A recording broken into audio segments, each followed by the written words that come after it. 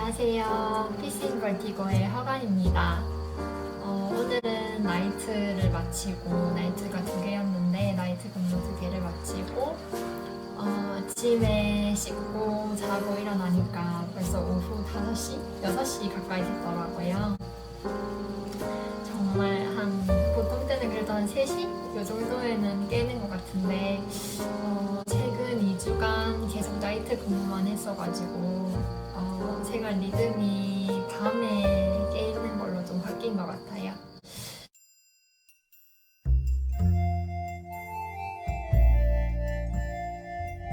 오늘은 임상에서 간호사들이 마주할 수 있는 여러 가지 근무 조건에 대해서 비교를 해보려고 해요.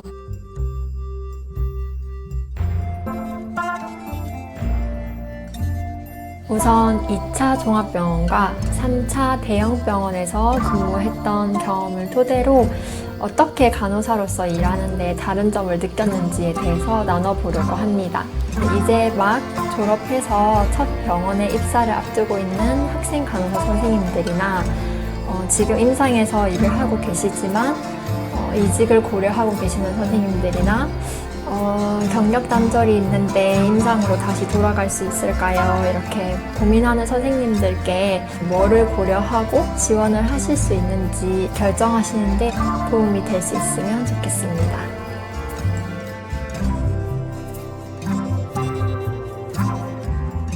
일단 저는 종합병원 중환자실에 있다가 3차 병원 중환자실로 이직을 한 케이스입니다.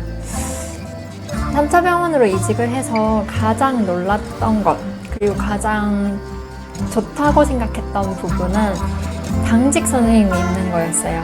밤에도 주치의가 퇴근한 이후 시간에 중환자실을 지키는 당직의 개념이 있다는 게 정말 좋았는데요.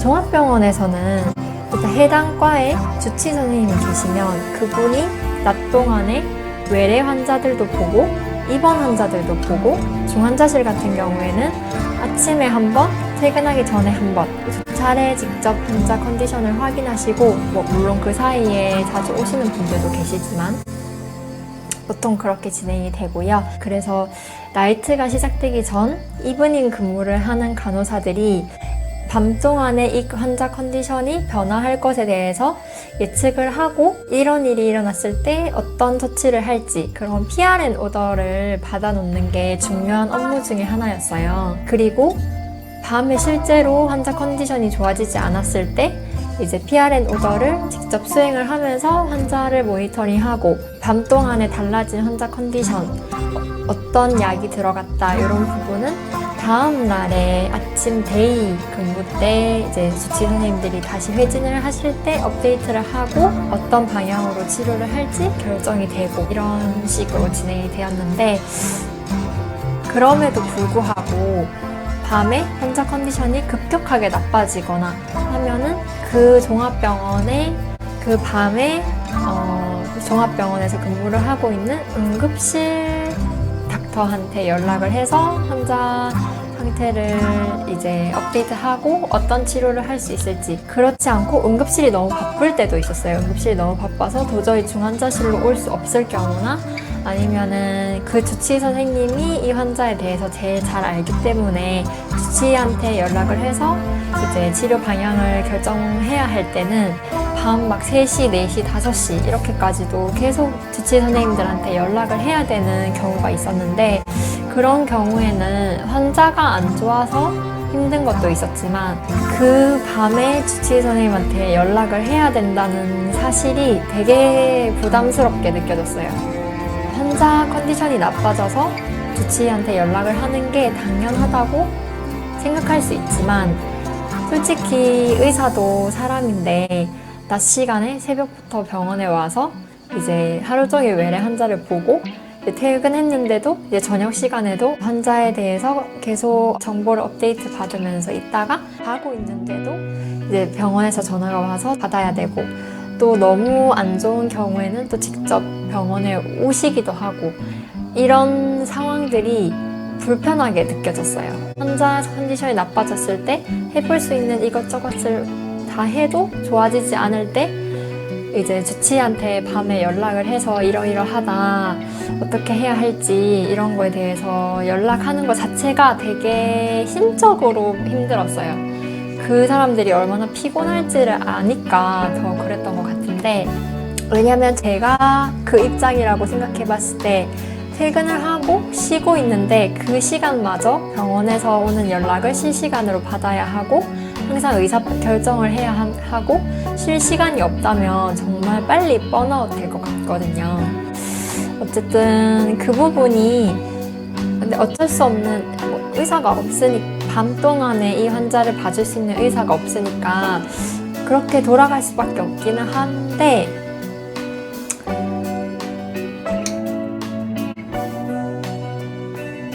대학병원에서는 환자 컨디션이 나빠졌을 때 당직이한테 노티를 하면 환자를 보러 오고, 그리고 만약에 필요하면 좀 더 적극적인 치료를 밤중에도 할 수 있다. 이 점이 좀 더 좋았던 것 같아요. 물론 대학병원에서도 밤보다 낮에 좀 더 적극적인 치료가 이루어져요. 교수님들도 출근을 하시고 뭔가 밤에 환자가 나빠졌을 때 즉각적인 대응을 할 수 있는 거는 3차 병원 중환자실이었어요. 당연한 건가? 어쨌든 2차 병원과 3차 병원은 조건 자체가 다르기 때문에 2차 병원이 잘못 운영하고 있다 이게 아니라, 간호사로서, 중환자실 간호사로서 근무를 해봤을 때 저 같은 경우에는 당지가 있는 3차 병원에서 일을 하는 것이 좀 더 안전하게 느껴졌어요. 물론 밤중에도 아무 일 없이 환자들 컨디션이 스테이블하면 제일 좋겠지만 중환자실에서 그럴 수 있기가 쉽지는 않으니까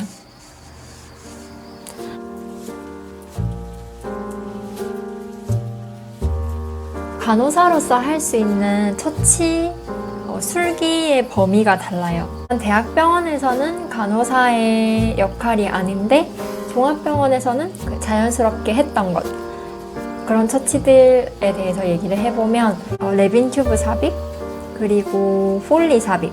서울대병원에 와서는 1튜브 삽입은 인턴 선생님 잡이었어요. 그래서 그 부분은 조금 안 해도 돼서 좋은 점이었고, 그리고 두 번째, 폴리 카테터 삽입. 대학병원에서는 여자 성별을 가진 간호사가 여자 환자한테 유치도뇨를 삽입하고, 남자 인턴 선생님이 남자 환자한테 유치도뇨를 삽입했어요. 남자 간호사가 남자 환자한테 유치도뇨를 삽입했는지는 제가 잘 모르겠어요. 그거는 물어봐야 될 것 같아요. 어떻게 했는지 모르겠네. 저는 남자 환자면은 인턴 선생님한테 얘기했었는데, 종합병원에서는 그런 거 없었어요. 그냥 남자든 여자든 저희가 다 했고. 세 번째 다른 점, 12리드 EKG. 종합병원에서는 이제 심전도가 바뀌거나 정규로 찍는 EKG를 팔로우할 때 그냥 간호사들이 했었어요. 당연히 인턴 선생님이 안 계시니까. 근데 대학병원에 와서는 그게 인턴 잡이었어요. 환자가 심전도가 달라졌을 때 담당 간호사가 아닌 다른 인력, 인턴 선생님이 와서 12리드 EKG를 찍어준다. 되게 도움이 많이 됐어요. 왜냐면은 저 같은 경우에는 아직도 EKG가 바뀐다 이러면은 제일 긴장이 돼요.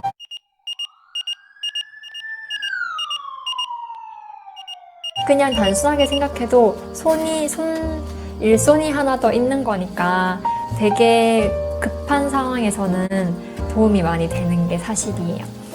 그래서 EKG 급할 때 찍어야 되는데 빨리 와서 찍어주시는 인턴 선생님들 정말 짱입니다. 그리고 같은 맥락으로 정규 랩 체열이 있어요. 중환자실 같은 경우에는 모든 환자들이 다 정규 체열이 있다고 보면 되고, 또 하루에도 여러 번, 시간 하루에 4번, 6시간마다, 4시간마다 이렇게 체열을 해야 되는 환자들이 있는데, 그런 체열이 인턴 선생님 잡이었어요. 병동에도 정맥주사팀이 따로 있다고 들었는데 그 부분에 대해서는 제가 잘 알지 못하고, 중환자실 같은 경우에는 이제 체열을 인턴 선생님들이 해주셨어요. 종합병원에서는 담당 간호사가 담당 환자의 체열을 했었어요. 대학병원에서도 당연히 급하면은 정맥혈 같은 경우에는 간호사들이 나가고, 또 A라인이 있으면 이제 그 시간에 검사를 해야 되는데 일손이 부족해서 못 나가고 있다. 이러면은 A라인 통해서 우리가 나가고 이렇게 했었는데, 일단 기본적으로 역할 분담이 인턴 잡이었고, 무엇보다 달랐던 거는 ABGA에 대해서 A라인 없는 환자에 대한 ABGA 같은 경우에는 간호사들이 절대 트라이 하지 않았어요. 그게 일단 역할 분배가 이미 돼 있는 상황인데, 동맥을 천자했다가 혹시 모르게 발생될 수 있는 사고에 대해서 책임 소재가 있고, 간호사의 역할이 아닌데 이제 했다가 만약에 문제가 생겼을 때 보호해줄 수 있는 게 없기 때문에 A라인이 없는 사람의 ABGA 같은 경우에는 인턴 선생님이 못할 상황이면 이제 주치 선생님이 하시거나.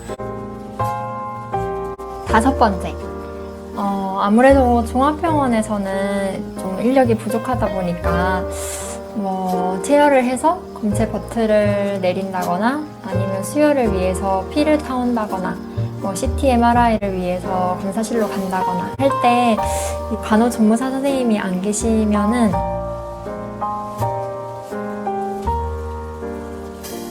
특히 CT, MRI 갈 때는 환자 상태를 계속 모니터링 해야 되기 때문에 이제 반드시 동반을 했었어야 되는데 그게 되게 부담으로 느껴졌어요.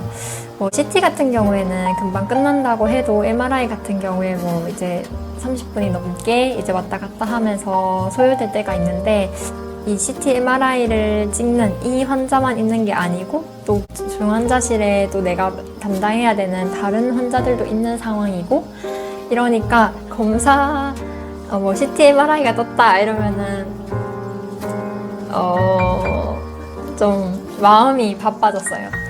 그래서 이제 검사 왔다 갔다 하는 것도 일이 힘든데, 일단은 갔다 오면은 또 그 시간에 밀린 일들이 좀 있을 수밖에 없기 때문에 이제 버겁다 이렇게 생각했던 것 같고요.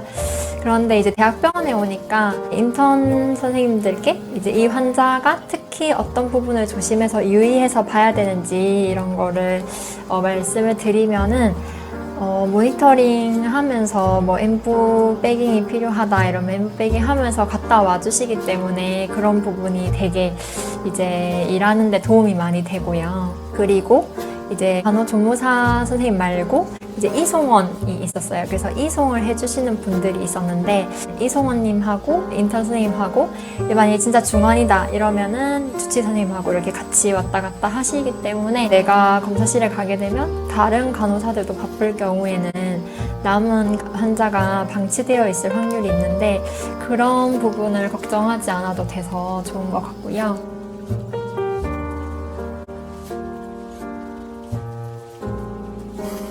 이 식주가 있잖아요. 종합병원에서는 병원식이 공짜였어요, 직원들한테.